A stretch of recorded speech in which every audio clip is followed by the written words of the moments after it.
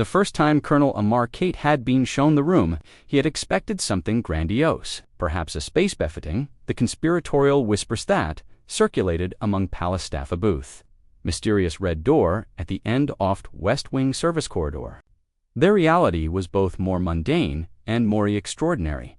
$1.4 billion, that waste Chinese government's initial offer for. The new element, discovered in Burkina Faso, then the United States came in with $2.7 billion. Russia extended a $3.5 billion proposal within a week. The figure had reached $12 billion, and the phones wouldn't stop ringing. As Traore watched the world powers' greed, he smiled. None of them understood the true value of Burkinium. This element wasn't just a mineral. It was a force that would redistribute records in energy, information, technology, and defense industries. And Traore was preparing an entirely different plan for sharing this power. Ibrahim Traoré stared at the small glass vial on his desk, studying the iridescent blue crystals inside. They looked almost ordinary, similar to copper sulfate crystals from a high school chemistry experiment. Yet they represented perhaps the most significant scientific discovery of the century. A discovery that had thrust Hismo landlocked West African nation into the center of global geopolitics. 3 months earlier, Dr. Fatoumata Ouédraogo, a brilliant material scientist who had returned to Burkina Faso after completing her doctorate at MIT, had been conducting routine geological surveys in the remote northern region near the Mai border, which he found in an abandoned colonial-era copper mine. Had initially seemed like an anomaly. Unusual crystal formations that didn't match known mineral compositions. Further testing revealed a previously unknown minute with atomic number 119, a super-heavy element beyond the current boundaries of the periodic table, more remarkable than its mere existence, Wehrite's properties, stable at room temperature with unprecedented datable in electrical conductivity, energy storage, and quantum. The implications were staggering. An element that could revolutionize everything from battery technology to computing, from energy transmission to material science. An element that, unlike many theoretical super elements existed naturally and could be extracted in commercially viable quantities. Dr. Ouédraogo had a mediated Lacantic president, true by pushing normal bureaucratic channels due to the sensitivity of her discovery. Traore, with his military background and strategic mindset, had grasped the significant similitude. He had ordered absolute secrecy while commissioning discretification from trusted internationalities, who had no ties to major powers or corporations. Now thievification was complete, and the world was beginning to know that something extrendi had been discovered in Burkina Faso. But the exact nature and capabilities of Burkinium remained top secret. The bidding war had begun before any technical specifications had even been released. Mr. President, said Colonel Amara Kone Tros, head of security, entering the office after a brief knock. The American delegation has arrived. They're waiting in the diplomatic reception room. True carefully returned the vial to a secure case, and the others, the Chinese, will arrive in approximately 1 hour. The Euro representatives are scheduled for The Russians have requests to reschedule for tomorrow morning. According to plan. Traore nodded. Everyone separated. Everyone impatient. The strategy had been deliberate. Schedule the major powers in sequence, never allowing them to coordinate or compare. Maintain information asymmetry. Let their competitive instincts drive up their offers, while keeping them uncertain about what exactly their rivals were proposing. As he prepared to meet the American delegation, Traore reflected on how rapidly events had unfolded just 3 months from discovery's global bidding war.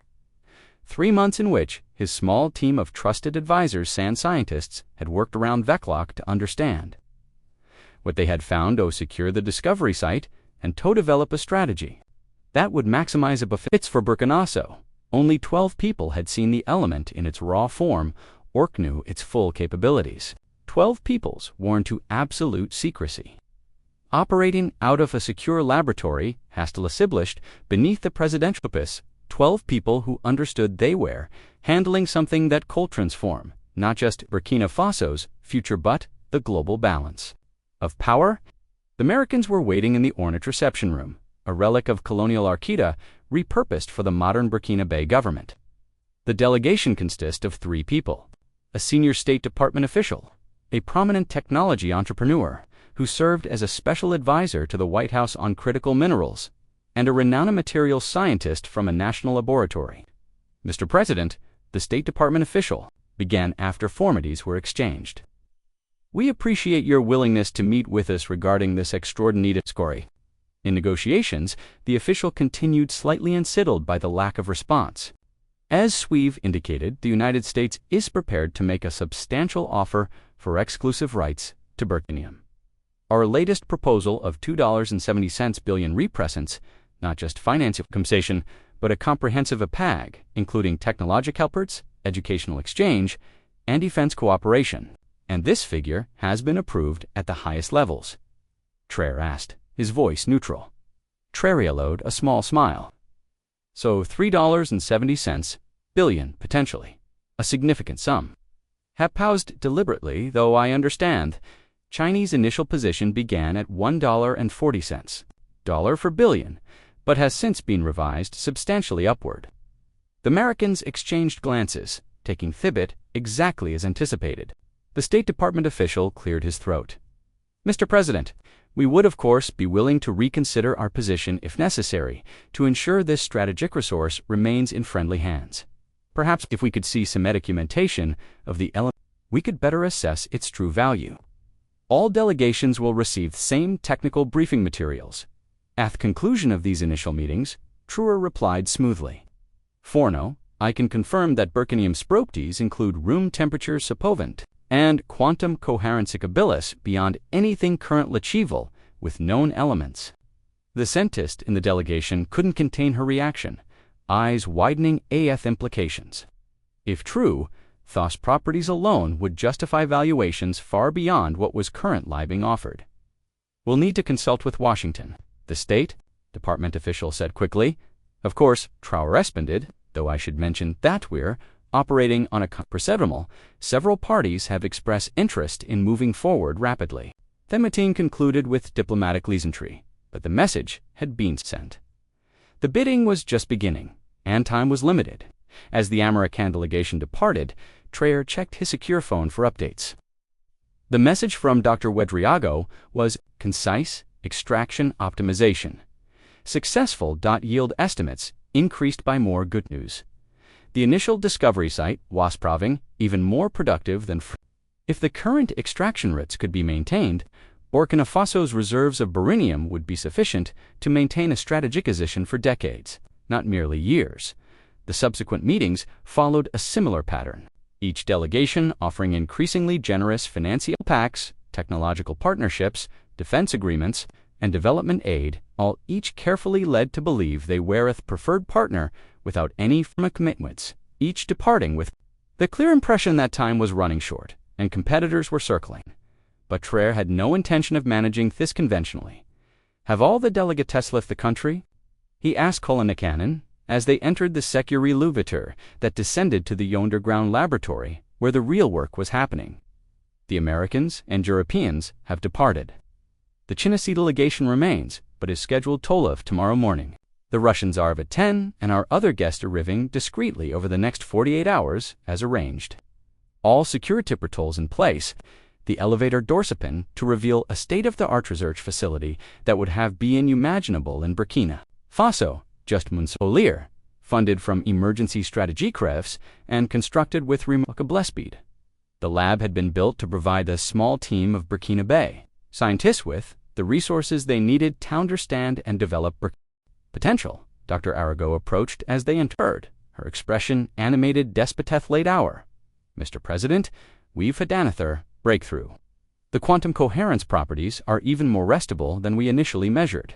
The potential applications for computing Arabian, anything currently theorized. Traore nodded, following her to a workstation where complex simulations dies the elements molecular. Though not a scientist himself, he had spent countless hours being briefed on the technical aspects of the discovery. Understanding that knowledge was leverage in the unprecedented situation they found themselves in, and the security implications, he asked. Dr. Ouédraogo's experience grew more serious. Conformeth elements properties would render current encryption methods obsolete.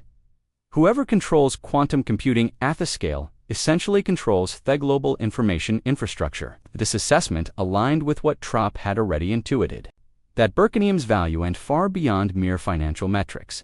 It represented a fundamental shift in technological capability that would advantage whoever controlled it to an extent not seen since, perhaps, the development of nuclear technology, which makes our approach all the more critical, he said. Is the presentation for our actual partners prepared?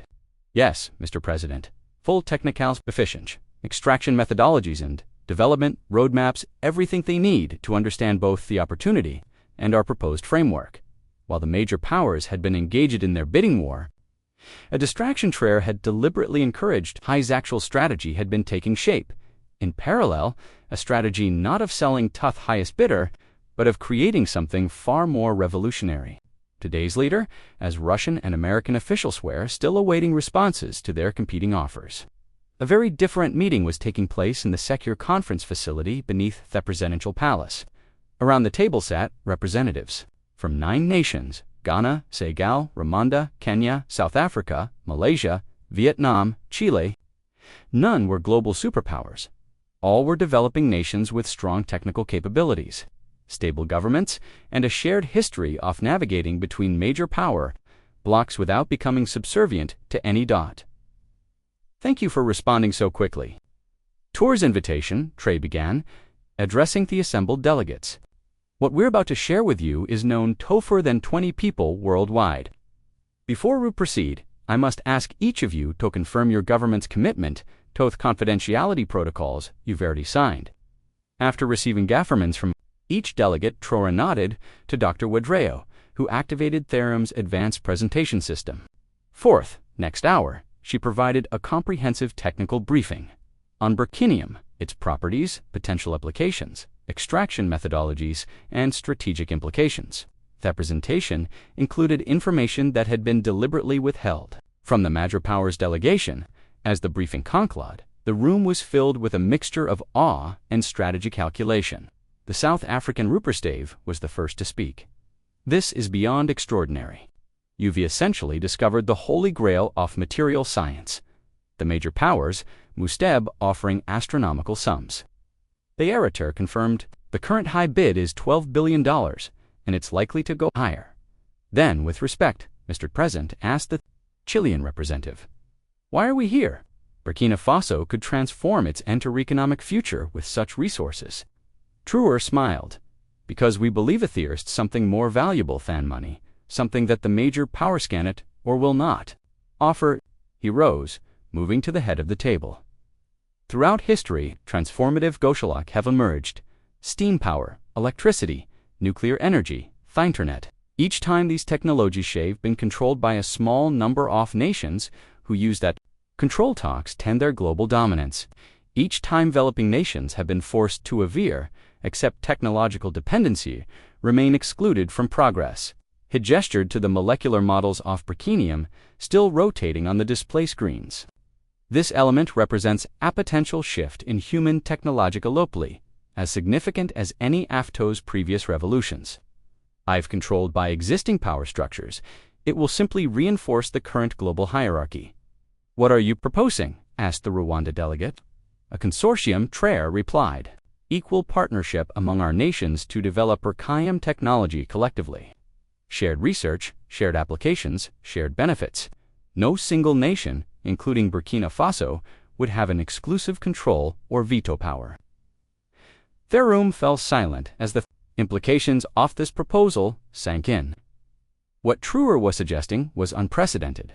A technology sharing agreement that would bypass the major powers entirely and create an independent bloc with capabilities potentially exceeding Thasiof's current global leaders.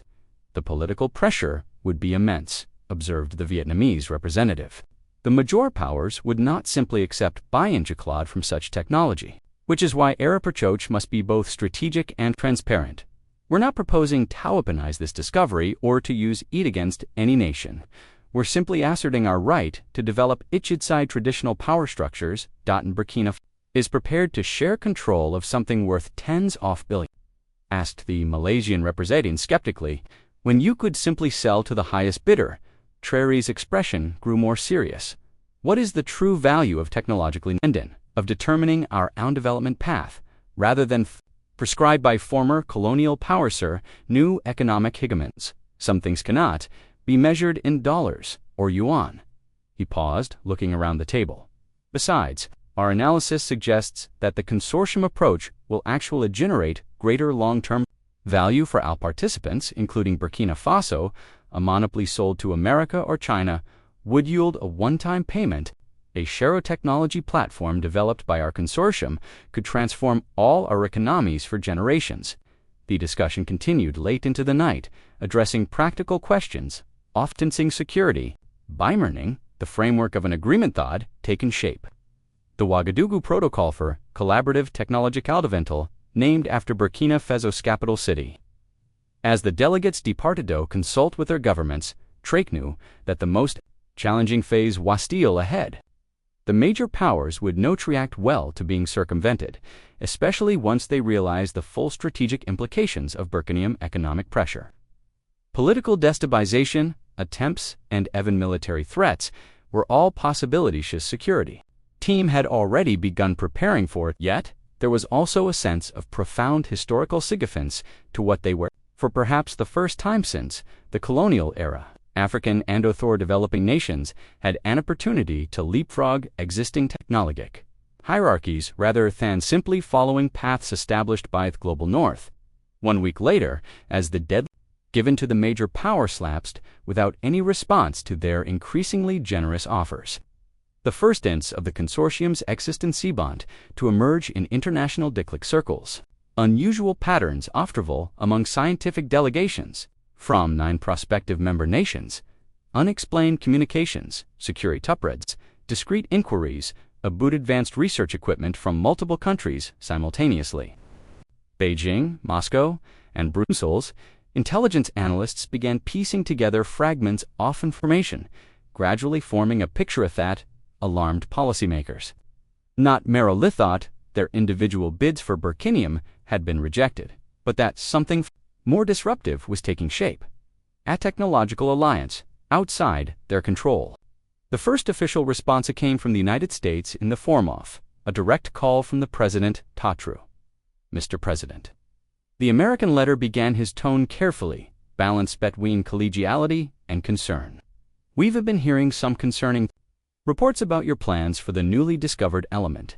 I wanted to speak with you directly about the importance of responsible management of such a strategic resource. We are committed to responsible management, Traore replied. That's precisely why we've developed an approach focused on collaborative development rather than exclusive control. There was a pause on the line. We understand you may be forming some kind of technology sharing arrangement with several nations. Wailu, respect your sovereignty. We have serious concerns about potential proliferation risks. There are now upon applications in our development roadmap, Traore countered. Though Bothman knew that many dual-use technologies have military implications, nevertheless, the American president, the United States, would be prepared to substantially increase our financial offer. We would also be willing to include Burkina Faso in our closest tier of security arrangements. The implicitness was clear. Accept our offer or potentially face classification as a security concern. I appreciate your generous offer, Traore responded uply, but our approach is not primarily motivated by financial. The Burkinium Consortium reprised a new model of technological development that we believe better serves the interests of historical and marginal nations. Similar conversations played out with leaders from China, Russia, and the European Union. Over the following days, offers of financial incentives gradually gave way to thinly veiled warnings about international stability and responsibly techla management. Economic advisors in major capitals began discussing potential sanctions against members. Military planners updated contingency options for the region. Yet, something unexpected was also occurring, as details of the consortium structure and philosophy became more widely known. Public opinion many countries began shifting in its favor. The narrative of smaller nations collaborating developing transfers, technology outside the control of traditional powers, resonated terribly, particularly among younger generations, increasingly concerned over technological monopolies and global inequality. Scientists and technologists published open letters supporting the consortium's approach, even within major powers. Significant questioning their government-hostile stance toward what was fundamentally a peaceful scientific. 3 months after the initial discovery of Burkinium, Ibrahim Traoré stood before the United Nations General Assembly. Prepared to publicly announce what had until then been developed in relative secrecy, distinguished delegates, he began, "Today I stand before you to announce a development that we believe represents not just a scientific breakthrough, but a new model for how transformative egoshalak can be managed for the benefit of humanity." He outlined the discovery of Burkinium, its extraordinary properties, and the formation of what was now officially called the Global Technology Equity Consortium. 9 founding nations committed to collaborative development, the element's applications. With a governance structure ensuring equal participation regardless of economic size or military power, throughout human history, Traore continued, technological innovations have typically reinforced existing power structures. The nations that controlled steam power controlled global trade. The nations that first harnessed electricity dominated industrial production. The nations that developed nuclear technology shaped the post-war order. He paused, looking across the assembly. We are proposing a different path. Not monopoly, but collaboration. Not concentration of technological power, but distribution. Not exclusion, but invitation to participate on equal terms. The speech was broadcast globally, reaching audiences far beyond the diplomatic community. As Traore outlined, the consortium's open application process for additional member nations and its commitment to developing civilian applications ranging from energy, storage, medical technology, public support content to build. Most significantly, he announced that while the consortium would maintain certain proprietary technology, it would make a core set of Burkinium applications available through open licensing to address global challenges, beginning with advanced energy storage systems that could make renewable energy viable even in regions with limited infrastructure. Their action from major powers was mixed. Publicly, they expressed cautious support for scientific collaboration, while emphasizing the need for appropriate assumptions. Privately, they continued applying diplomatic and economic pressure on consortium members, attempting to fracture the alliance before it could fully consolidate. But the momentum had shifted. Additional nations began applying for consortium membership, willing to accept its strict governance requirements in exchange for access to transformative technology. International financial institutions, initially hesitant to antagonize major powers, gradually began engaging with the consortium's development bank, attracted by the economic potential of its technological roadmap. 6 months after his UN address, Traore stood at the opening ceremony of the Global Technology Equity Consortium's first major research facility, not in Burkina Faso but in Rwanda, a deliberate choice to demonstrate the truly collaborative nature of the initiative. Similar facilities were under construction in each member nation. Ash surveyed the assembled scientists, engineers, and government representatives from across the consortium's now 15 member nations. Traore reflected on how far they had come from that first moment when Dr. Ouédraogo had shown him the iridescent blue crystals.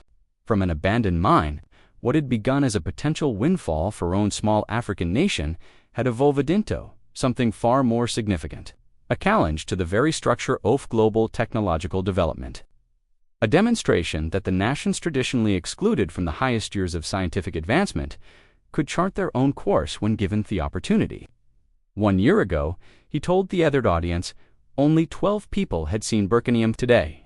Thousands of researchers across our consortium are exploring its possibilities. He gestured to the advanced laboratory behind him.